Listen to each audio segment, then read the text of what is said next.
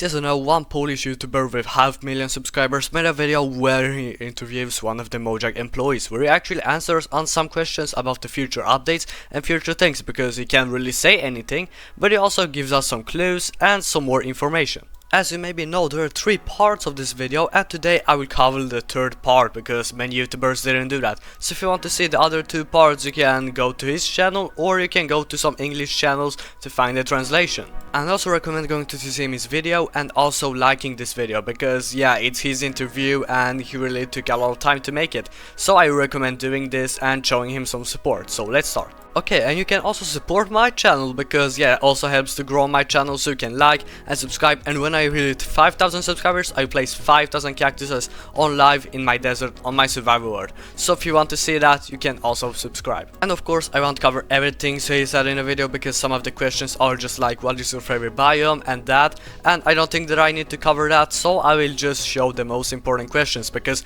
this interview is 50 minutes long, so that would take a little too long. Okay, so the first question that I will cover is how much the community's opinions will influence the game's development. Neman also said that the community is taken into the account more than the developers, so when the community says something, it's more important than when the developers want something. As an example, when the Pelgorn update was made, the planks were maybe too purple, maybe too pink for some people, so they had a meeting if the textures are alright or not good enough with the artist. But artists decided that the textures are good enough, so they actually kept them. Okay, so next up we go to how the update development goes, and he starts with that they choose the best thing, the model, the design, which would suit the game most. I would probably do the best things to the game and will probably give a positive impact on the community, and then they will start working on it, and then comes the bugs, and then comes the listening to the community.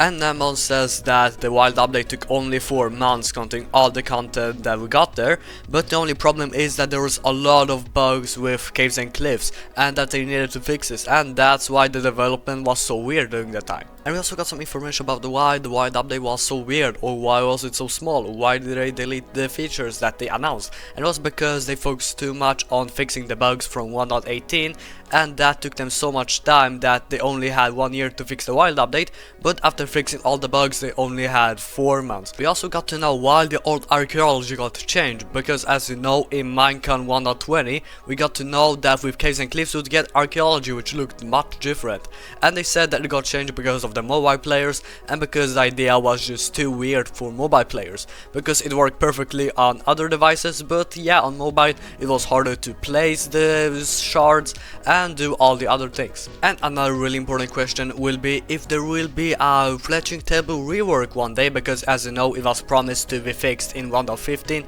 or 1.16, but they didn't do that. So when will it happen? And the developer answered that yeah, it might happen one day, but yeah, they just need to find the right time to do so. And also, if you want to chat with people about the upcoming news, you can join my own Discord server, which is in the description, and there you'll find many kind people who actually want to text and chat about all the upcoming things. Okay, let's go to another question where actually asked if the lost mobs or biomes will be added someday, and he actually said that he would love to do that, but yeah, it's just the designer's time to announce that, or if the designers want it, because he's just a developer, he actually doesn't decide what gets added to the game. Another really needed question was if there will be any new bosses into the game, and he jokingly said that there was a potato lore in the April Fool's snapshot, but then he said that he actually doesn't know if there is going to be any more bosses soon or anything like that. So from what we know, there actually might not be bosses so soon, because it feels like he's pretty undecided about this. Another question was if there was a possibility of connecting minecarts, and what the answer was if they would add something like that, they would have to make it into an update, because they would have to fit it into some type of update, because right now the features that we get are only fixes and nothing really new to the game. The minecart experiments are just something that already exists, they just fix some speeds, they fix some functions, but they didn't add anything new. Okay, another question is if they used AI in Mojang, and he answered that yes, they actually use it, but not in art. To speed up a little programming and to code things more efficient, they actually use AI, and when working on April Fools, they actually use AI very much, and they used it in the potato update because it's just faster to make so, and they don't need to spend time on making anything, and it's just for jokes, so yeah, that's why. Another question which was more personal to him was if he wants to change a feature in the game, and he actually said that he wants to change the villager trading system because now it's too easy and he actually wants it to be more like a quest and not like just raiding and farming resources. Another question was how they decide which structure gets a map and which doesn't, and they actually said that structures where you don't know where it's located gets a map or something else. Like the end structure gets actually its own eye where you can locate it, Tri-Chambers gets its own map, and also woodland mansions because you can't locate them normally. But as an example, ancient cities, if you know enough of the game you will know that they spawn under mountains, so you'll find them much easier.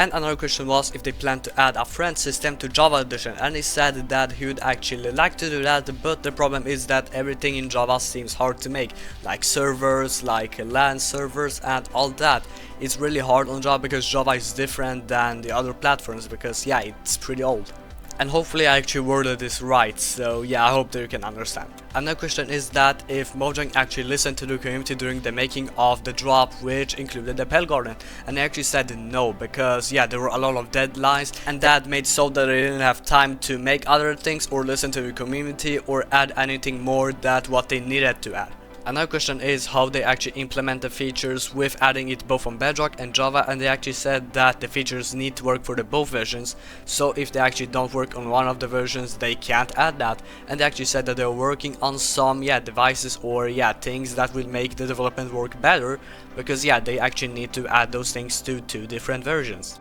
Another question was if they're going to add an ore which is better than netherite, and they actually said that if there will be some time and if there will be some resources and chances, they will of course do that. So if there will be an end update, we could probably receive a new ore, which also has some new things that they can do, as an example, not have gravitation and just float in the air when you die. He also said that new ores don't need to be better, they can actually just be in the middle, or they can be just some extra options for the players. He said that the ore doesn't need to be better, but it can be different, which also means actually a lot, because we might get ores which are really special in some ways. But we can just wait and see. One of the last questions were if we're going to get new trees in existing biomes, and the answer is that we might actually get new trees or something new for existing biomes, and they are actually open to change them. But they also said that they want to keep the oldness of some biomes, so yeah, that's actually not confirmed. As an example, they didn't add mangrove trees to normal swamps, and they didn't change normal swamps because mangrove swamps are a totally different thing,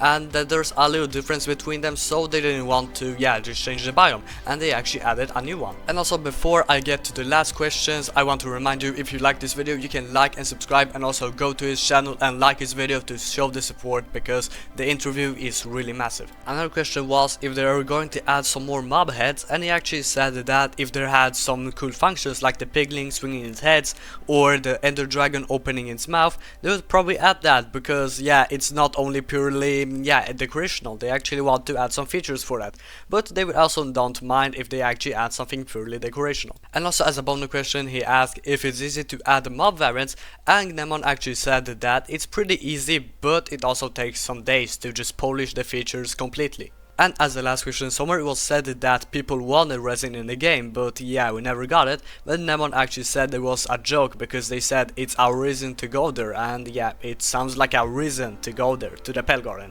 And that's actually how I'm gonna wrap this video up, and how Tidzimi actually wrapped his video up too. So that's everything for my video. Thank you so much for watching. If you like more videos like this, or there won't be more videos like this, because I won't make them. But if you ever want fast translations of any video or any interview that someone makes ever, you can subscribe to my channel, and you of course need to go to his channel, watch his video, like his video, because it really helps to support his channel, because it's really important. So thank you so much for watching, and bye, and hopefully see you next time, because I'm planning to do some streams, so bye.